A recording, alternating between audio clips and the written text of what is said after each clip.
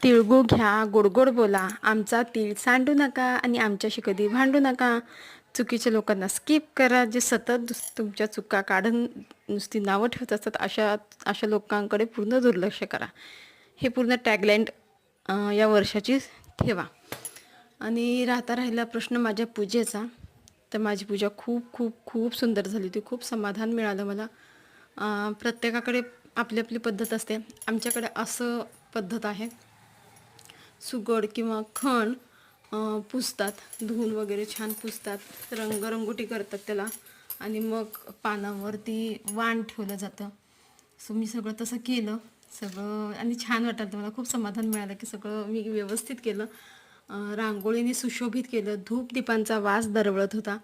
खूप खूप खूप छान वाटलं. आदल्या दिवशी भोगीची भाजी इतकी टेस्टी झाली आणि दुसऱ्या दिवशी ही पूजा तेवढं समाधानकारक. तुम्हाला कसं वाटलं?